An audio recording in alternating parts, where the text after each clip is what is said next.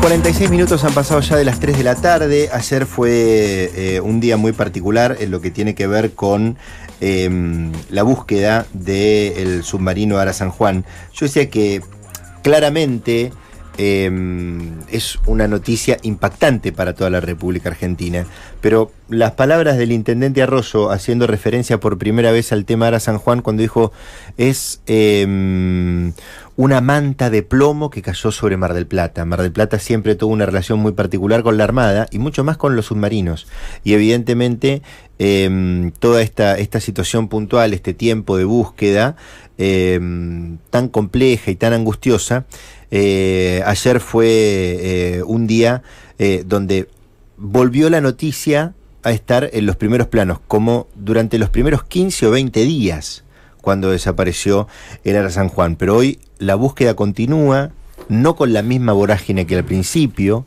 pero hay algo que no cambia, que es la espera de los familiares.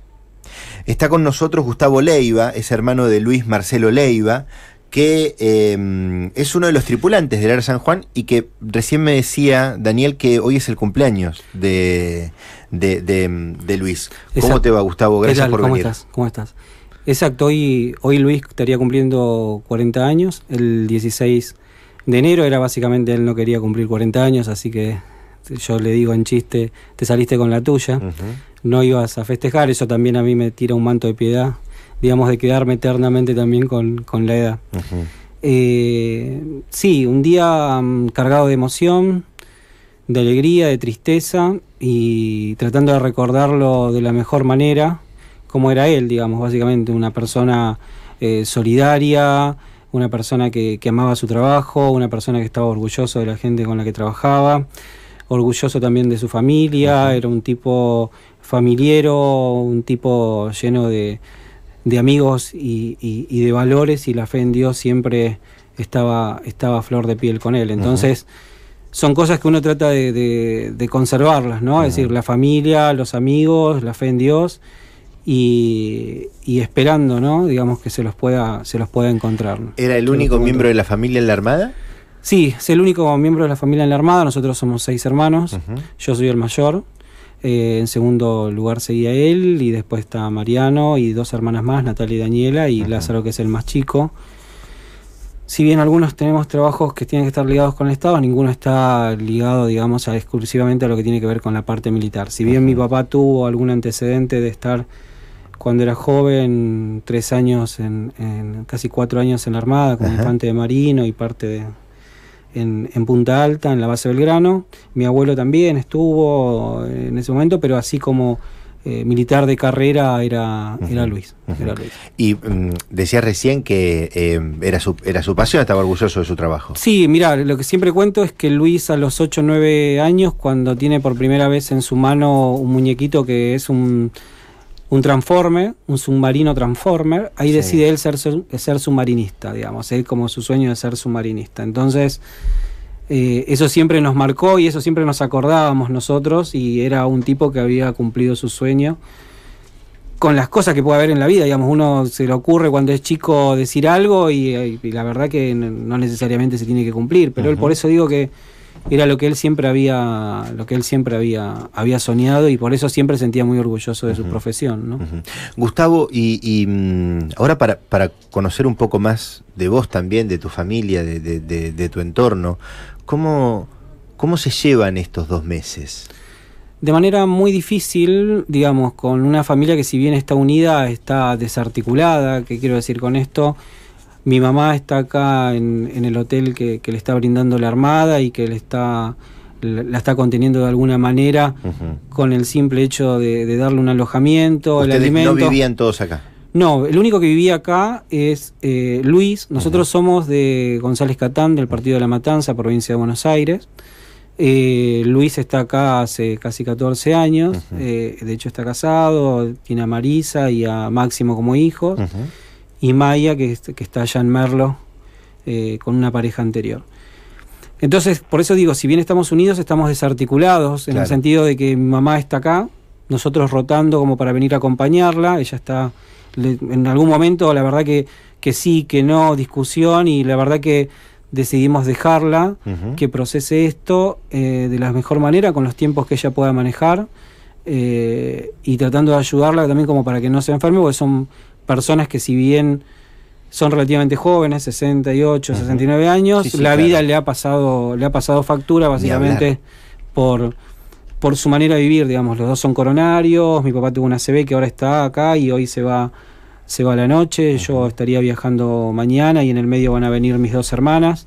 Es decir, estamos como rotando básicamente en el puntal que es mi mamá, como para acompañarla, claro, y que empiece a procesar esto, ¿no? Es decir, por supuesto que siempre en toda etapa de dolor lo primero que hay es la negación, y estamos en una etapa que está en plena negación y empieza a querer haber un poquito más de, primero enojo, negación, y ahora está queriendo ver un poco más la aceptación, pero es muy difícil, nosotros no debemos apurar esos tiempos, ¿no? Sí. ¿Y cómo fueron los tiempos de la primera noticia, que había una comunicación, que no había?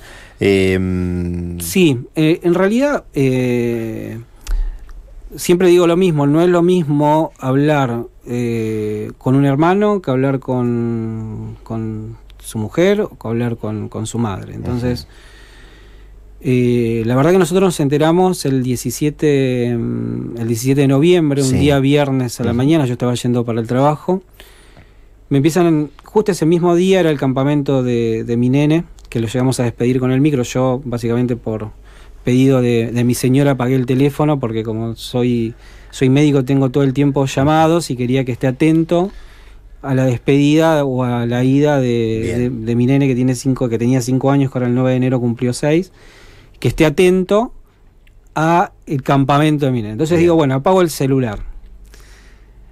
Se fue 8:15, 8:20 con el micro, fotos de por medio, abro el celular y me empiezan a llover noticias de mis compañeros, amigos, que mi hermano, me preguntan, ¿tu hermano está en el área San Juan? Mi hermano está en el área San Juan. Digo, caramba, ¿qué pasa acá? pasó? Que todo el mundo me está preguntando por mi hermano, el submarinista. Sigo con el auto rumbo al trabajo. Yo estoy viendo en Lanús, me iba a trabajar a Avellaneda. Y escucho la noticia en la radio, digamos, ¿no? Y digo, no, listo, me vuelvo. Llamé por teléfono, agarré el auto y me vine directamente para la base. En realidad, directamente para la base no. Primero llamé por teléfono a la base, que me atendieron muy bien, me atendió Graciano, un capitán Graciano. Me dijo, le digo, mira, ¿dónde voy? Le digo, ¿me voy a Comodoro Rivadavia o me voy a Punta Alta? Me dice, mira, la verdad que están empezando a querer hacer base acá en Mar del Plata, así que si vos querés venir a un lugar y querés tener información, me dice, el lugar es Mar del Plata, digamos. Si querés irte a Comodoro Rivadavia, te vas a Comodoro Rivadavia, pero no vas a tener la información que por ahí vamos a tener en Mar del Plata. Pedí a Comodoro Rivadavia, tenía vuelo, digamos, una hora, qué sé yo, y a Mar del Plata no tenía vuelo hasta la tarde. Entonces ahí mi señora me dice, bueno, vamos, yo te acompaño con el auto, y nos vinimos, y ese día no buscamos a mi nene de la vuelta del campamento, claro. fue la abuela materna. De él, materna, a hacer todo lo que es la ceremonia, digamos, del primer campamento, con el recibimiento y los regalos y las cartitas y todas esas cosas. Seguro. Entonces a partir de ahí estuvimos apostados el 17 de noviembre, digamos, con algunas cosas que estaban recién empezando a pulirse, como la estadía, como la avenida para las demás personas, porque hay mucha gente que es del interior. Si bien viven en Mar del Plata muchos, los familiares, ellos son del interior. Tenés gente de Salta, de Jujuy, gente de Misiones, gente de Tucumán, es decir, de distancias bastante largas, y entonces en esa manera... Y la información que tenía que ver con la búsqueda, te lo pregunto. O sea, a vos te lo tengo que preguntar en primera persona, porque vos tenés un hermano en el Ara San Juan. Entonces, ¿ustedes sintieron que se comunicó bien, que la búsqueda se hizo bien, que la situación es extremadamente compleja? ¿Qué es lo que digamos, para decir? Nosotros somos un grupo heterogéneo, digamos. Claro, entonces, al ser 6 hermanos, no tenemos una opinión uniforme con esto, digamos. Desde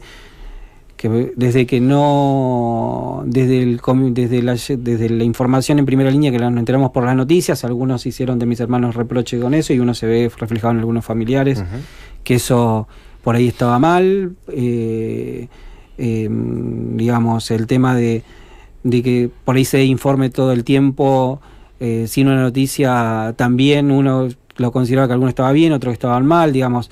Es muy difícil hacer homogéneo eso con respecto a qué está bien o qué está mal, digamos.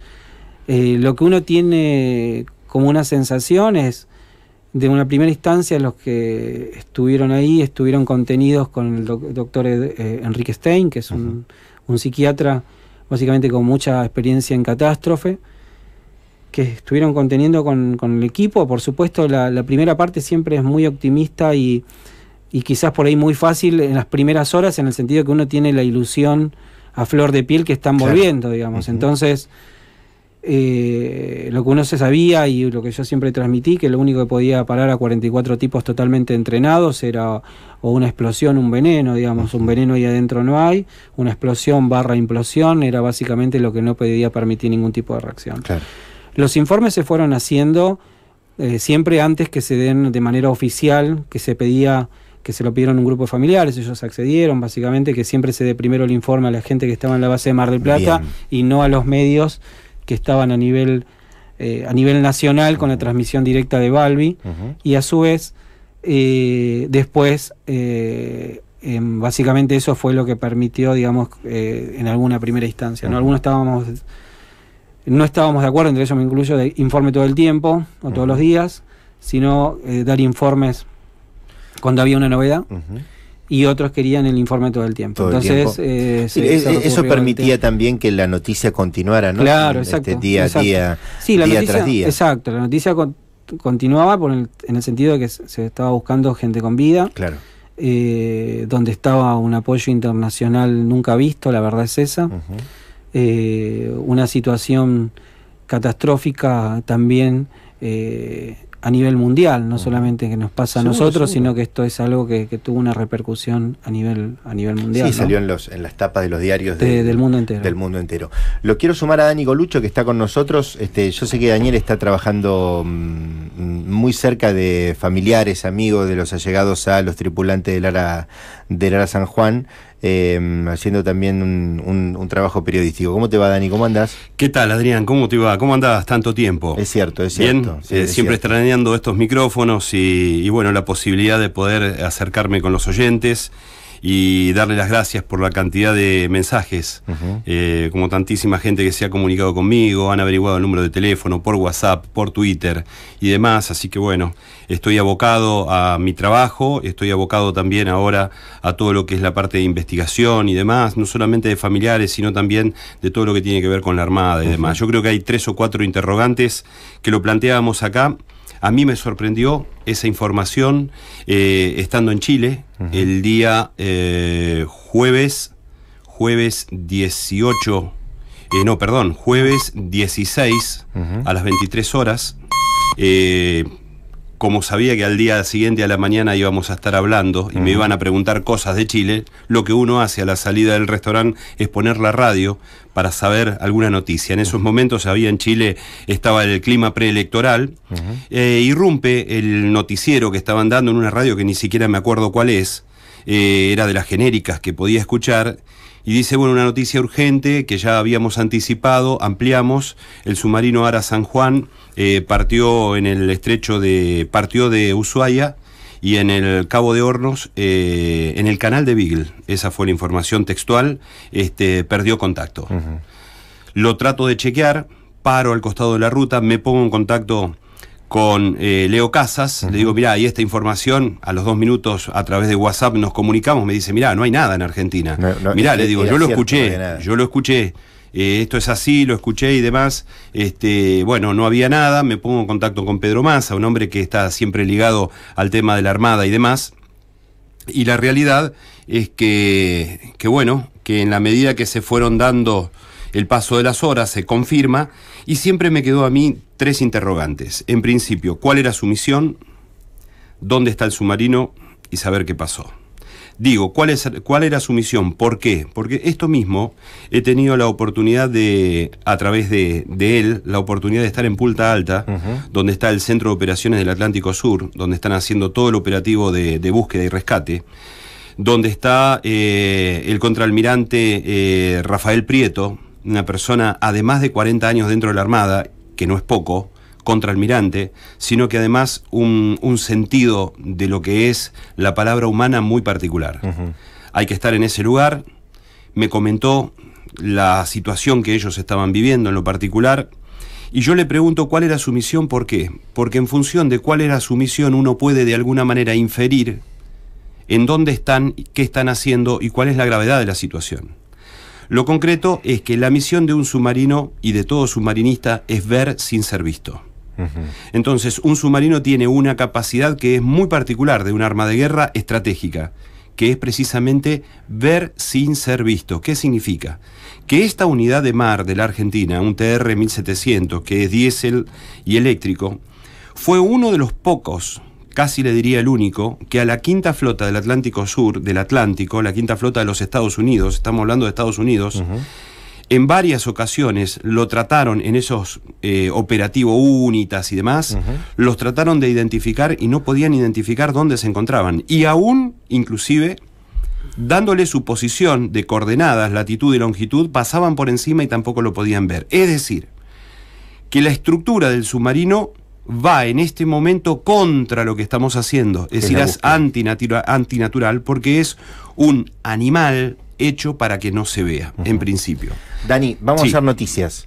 Vamos a hacer las noticias y después seguimos hablando. Estoy con Dani Coluccio, que es un compañero de la radio y alguien que está investigando mucho sobre el tema del Ara San Juan, y también estoy con Gustavo Leiva, que es hermano de Luis Leiva, que es uno de los tripulantes del Ara San Juan. Vamos a hacer las noticias en el servicio informativo de la radio y después charlamos un rato más con Daniel y con Gustavo. Nos parecía que hoy, para seguir manteniendo la noticia en el primer lugar y para seguir conociendo los testimonios en primera mano, estaba bueno poder tomar contacto con más datos que nos permitan conocer todavía cómo sigue las familias y las búsquedas que tienen que ver con el Ara San Juan. Ahora informa Servicio Informativo Radio Brisas.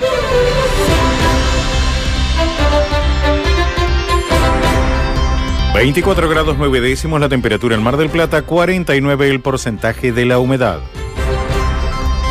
Telpuc ponderó la seguridad lograda en la zona de la peatonal.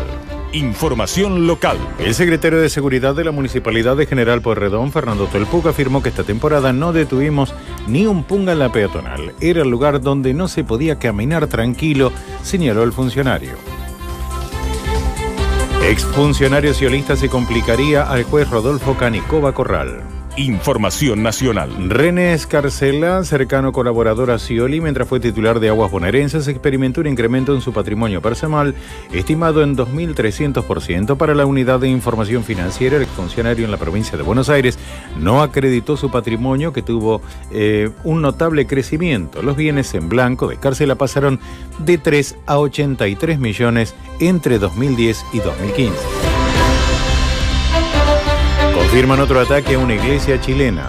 El mundo es noticia. En comunicación con Radio Brisas, el periodista chileno de Radio ADN, Kevin Felgueras, confirma un séptimo ataque a iglesias en el país andino en el marco de la visita del Papa Francisco. Es el primero de los ataques atribuidos a un grupo en particular, ya que en este caso fueron anarquistas, detalló. Cadena Brisas. El tiempo. 25 grados 1 décimo la temperatura en la ciudad de Pinamar, 25,4 en Tandil. Aquí en el Mar del Plata, 24,9 la actual marca térmica, 49 el porcentaje de la humedad. El cielo está ligeramente nublado, es la hora 16:05. Informó Servicio Informativo Radio Brisas. Más noticias en infobrisas.com. ¿Qué hay de vos?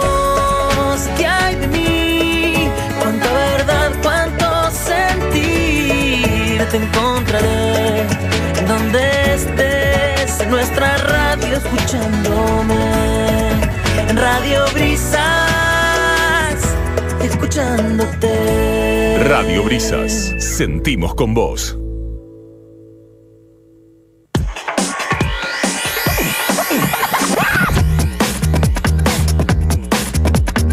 Bueno, seguimos aquí en Brisa Segunda Edición con Gustavo Leiva y con Dani Coluccio. Gustavo es el hermano de Luis Leiva, uno de los tripulantes del Ara San Juan, y Daniel está trabajando mucho en lo que tiene que ver con el trabajo que se viene realizando y además con distintas hipótesis con respecto a qué pasó con el Ara San Juan.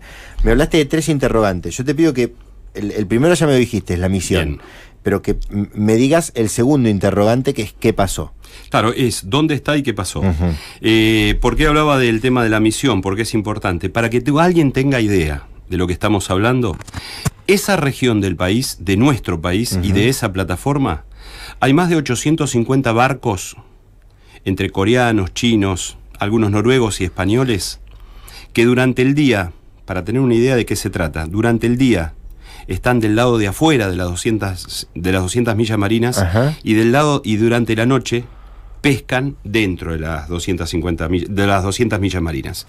No era el caso en esta oportunidad, no era el caso que el submarino estaba en una misión de espionaje. La realidad que históricamente esa ruta la hacía porque lo que hacía el submarino era ver. Le voy a dar un dato. En esas 200, usted trácese mentalmente como si hubiese una línea vertical. A la izquierda es lo legal, a la derecha puede andar cualquiera. Bien. Hay buques extranjeros que tienen una nacionalidad y un permiso de pesca dentro de las 200 millas marinas. Colocan un buque nodriza sobre la derecha, es decir, al este. Un buque nodriza es un buque madre que puede reabastecer combustible, agua y demás. Y que además tiene la propiedad y la facultad de recibir material ya procesado. Vamos a ponerle el Jorge I. Yo tengo permiso para el Jorge I. Entonces, la flota de mar argentina que custodia el patrimonio nacional verifica que el Jorge I esté del lado de adentro. Efectivamente está. Pero se han encontrado, y esa es una tarea y una misión que no se lo va a decir nadie, y esto también es primicia, que el submarino había detectado, no en esta ocasión, en ocasiones anteriores y desde hace mucho tiempo, estoy hablando del 2011 en adelante, había encontrado que el Jorge I se encontraba del lado de adentro, pescando y con permiso, pero del lado de afuera, en el buque nodriza, había 1 o 2 Jorge I más gemelos. ¿Vio como los autos cuando a veces aparecen autos gemelos? Bueno, hacen ese tipo de cosas. Entonces, en la tarea de ver sin ser visto, el submarino era un buen elemento, una buena unidad para poder detectar eso. En esta ocasión y en esta oportunidad, eso no estaban haciendo. Le digo por qué. Porque había 110, 120 kilómetros de viento del sector sudoeste y olas entre 7 y 10 metros, entre 7 y 9 metros de altura. Motivo por el cual no era momento de patrullar. Punto y aparte. ¿Dónde está el submarino? Esto es simple. Cualquiera de nosotros, inclusive usted que está por ahí en un semáforo, tiene un hijo. Y uno le dice, papá, voy a salir a Buenos Aires. ¿A qué hora salís? A las 2 de la tarde. Muy bien. O a las 12 del mediodía. ¿Sí? Para hacer número más redondo. ¿A qué velocidad vas? A 100 kilómetros por hora. Bueno, cada hora, por favor, llámame, porque estoy preocupado. Hay muchos autos en la ruta y demás. A las 2 horas no llama. Y yo puedo inferir que eso en el lenguaje marítimo o en el lenguaje naval puedo estimar, y se llama navegación por estima. Yo puedo estimar que mi hijo, en 2 horas, navegando hacia Buenos Aires a 100 kilómetros por hora, si salió a las 12, a las 2 de la tarde tiene que estar en Dolores, que son 200 metros. Puede ser un poquito después o antes. El submarino, la última comunicación con posición que tiene es las 0030 horas, es decir, las 12 de la noche del día 15, 12:30 de la noche. Y vencía lo que se llama intercom. Intercom es una palabra sagrada para el hombre de mar, que es la intercomunicación. Es decir, entre comunicación y comunicación hay un espacio. Bien. Dentro de ese espacio, mientras no se comunique, no hay problema. No hay problema. Pero dentro de las 48 horas, porque el intercom era 48, intercom 48, 48 horas, se vencía a las 10 de la mañana. Y 6 horas antes, sí o sí, sabe el submarinista como doctrina, como orden militar, que sí o sí se tiene que comunicar. Si no se comunica, sale el primer avión a buscarlo. Y fue lo que pasó. Por eso es cuando uno agarra y le recrimina sin saber a la Armada Argentina, dice, che, pero ¿y cómo no salieron antes? ¿Por qué no? Porque ellos navegan, en principio navegan con un cajón. ¿Un cajón qué significa? Yo tengo una estima de ir de acá hacia Miramar. Puedo navegar 5 millas a estribor, es decir, 5 millas a la derecha, 5 millas a la izquierda. Puedo navegar 20 millas adelante porque voy muy rápido, o 30 millas atrás, dentro de ese cajón. ¿Por qué navegan con esa doctrina de navegar dentro de ese cajón? Porque si pasa algo, lo van a buscar en ese cajón, no fuera de él. Por eso, cuando uno dice, ¿qué pasó? Tuvo que haber sido algo imprevisto, sorpresivo, grave y repentino, que le pudo dañar las dos características principales que tiene un buque, y fundamentalmente un submarino, que es el poder de comunicación y el poder de propulsión. No tuvieron propulsión y perdieron la comunicación. Algo grave pasó.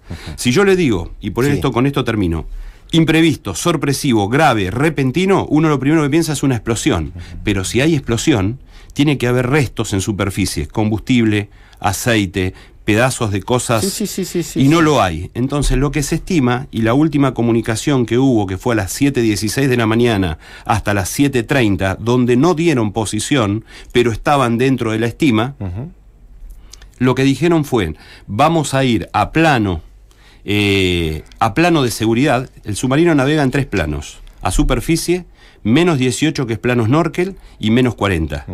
Menos 40, ¿por qué plano seguridad? Porque cualquier barco que pasa por arriba no los toca. No Entonces, ellos dijeron, vamos a plano menos 40, planos de seguridad, y vamos a revisar cómo está en el tema de las baterías. Dentro de las baterías con agua, esto es una suposición, no es una información, es una suposición. Estoy opinando y puedo estar equivocado. Cuando ellos dicen voy al plano de baterías, puede haber un gas, producto de los componentes de agua de mar, que es extraño que llegue a ese compartimiento, con las placas de la batería y libere gas hidrógeno. El hidrógeno es altamente explosivo y muy volátil, es decir, que se desparrama rápidamente. Por ende, lo que pudo haber pasado es una explosión que los aturdió, y a partir de ahí, al liberar todo en el submarino, automáticamente comienza a poner la proa hacia abajo. Después, es interesante, después, Dani, lo que contás. En la profundidad pudo haber implotado, es decir, tuvo una implosión, que fue lo que estos organismos, y son 3, el austríaco, el inglés y el americano, dijeron que fue una anomalía hidroacústica. Gustavo, cuando escuchás todo esto, ¿qué te pasa? No, uno trata de buscar la lógica, el razonamiento y el por qué pasaron las cosas. Por supuesto que uno tiene 3 premisas, que es encontrarlo. Si uno lo encuentra, vas a poder saber qué es lo que pasó. Y la tercera es, si hay responsables, que lo respondan delante de la justicia, ¿no? Que esto de hecho está judicializado. Uno siempre, digamos, se pregunta qué pasó, por qué sucedió esto, que es algo imprevisto, violento, y que lamentablemente a todos, digamos, tanto familia como militares, nos genera una gran incertidumbre, qué es lo que pasó ahí, ¿no? Entonces, como cualquier cosa, cuando algo no tiene sentido, lo primero que uno se pregunta es el por qué. Entonces, hasta que uno no cierra ese por qué, las cosas siguen dando vuelta. Al no encontrarlo, al seguir perdido, esta agonía se hace un poco más larga. Y entonces uno puede entender muchas más cosas con respecto a esto que es tan heterogéneo con respecto a las opiniones, ¿no? Es decir, uno trata de entender a todos y trata de ponerse en el dolor de todos, pero básicamente todo el mundo quiere saber dónde están, qué pasó, y si hay responsables que vayan a la justicia, ¿no? Gustavo, que la justicia se encargue, por supuesto. Ni hablar. Te pido que le hagas llegar un saludo muy grande a tu papá y a tu mamá. Serán dados, eso quédate tranquilo. Acá dijo algo Daniel, yo hablé muy poco. Hablé muy poco porque trato de ser cuidadoso con respecto a los hijos de mi hermano, que hoy tienen 8 y tienen 10 años. Y que viven acá. Uno vive acá, otro vive en Merlo, la provincia de Buenos Aires, que el día de mañana, dentro de 5 o 6 años, esto lo van a ver, lo van a escuchar y van a tratar de entender. Entonces uno trata de ser muy medido, tratar de recordarlo básicamente como era él. un hombre, como siempre dije, de familia, amiguero, un hombre de fe, que siempre se preocupaba por los demás. Saber que él amaba lo que hacía, que eso también es muy importante, digamos, ¿no? Es decir, cada uno cuando ama lo que hace, lo hace con pasión. Tal cual. Y cuando uno lo hace con pasión, digamos, son muy pocas cosas las que uno puede reprochar a la otra persona. Entonces, yo a mi hermano no me puedo reprochar absolutamente nada. Yo también igual teníamos una relación muy particular, así que nosotros, por mi función y por mi trabajo, tengo otro tipo de visión quizás de la vida. Entonces, todas las cosas que pude hacerlo en vida, sé que lo hice con él. Y esto a mí me deja muy tranquilo, digamos. Esa paz interior la tuve desde siempre. El tormento que lo tenía todo el tiempo era el por qué pasaron estas cosas, claro, o el por qué pasó esto. Uno tiene un cierto razonamiento sobre eso. Por supuesto que es algo mío. Obvio. No tiene por qué ser. Y que hay que ser prudente. Además, y hay que ser prudente con lo que uno piensa, con lo que uno dice. Pero es mío y eso me ayudó a dar una paz interior a mí. Así que esa paz interior, por suerte, se la pude compartir con mi familia. Por suerte tenemos un grupo de WhatsApp, somos 6 hermanos, entonces ahí nos decimos todo, y ponernos de acuerdo para algo también tiene sus asperezas. Y coincidieron mucho conmigo en lo que había podido llegar a razonar con respecto a la situación. Yo les agradezco mucho a los dos. Y agradecer a toda la gente, por favor. Sí. Agradecer a toda la gente que nos brindaron un apoyo, una palabra, que no existe una palabra justa. Tal cual. Pero simplemente ese gesto, ¿no? Ese Gustavo, gesto de, por lo menos, un gesto de bajar un poco la mirada y decir gracias. O sé que lo hicieron porque tenemos un país, que queremos ser un país serio y queremos mirar un país adelante y queremos dejarle un mejor país a nuestros hijos, ¿no? Bien. Dani. 2 cositas. En principio, recuerdo... Tengo el móvil, recuerdo una frase que es: el mar nos une. Y la segunda frase que recuerdo es que un hombre de mar jamás va a dejar a otro en el medio del mar. Por eso mi agradecimiento al almirante José Luis Villán, al contraalmirante Rafael Prieto, a José Luis Martí Garro, capitán de navío, un cerebro verdaderamente. Por eso cuando uno dice no los quieren buscar, no los quieren encontrar, como así también a Gabriel Atiz, a Luis Paredes, a Carlos Acuña y a Héctor Alonso, los 4 capitanes de navío de la base de submarinos. Gente pensante y gente que además tiene corazón. El agradecimiento a ustedes dos, muchachos, por venir. Gustavo, obviamente, a vos en particular, que tenés la valentía de venir, y en los momentos también de angustia, de hablar con nosotros, y obviamente las puertas están abiertas. Sí, si uno quiere ser respetuoso en las opiniones de todos, entonces y respetar a los demás, entonces trata de ser medido, pero saber que la que estaba ahí era buena gente. Gracias a los dos. Seguimos. www.infobrisas.com. Información en su justa medida.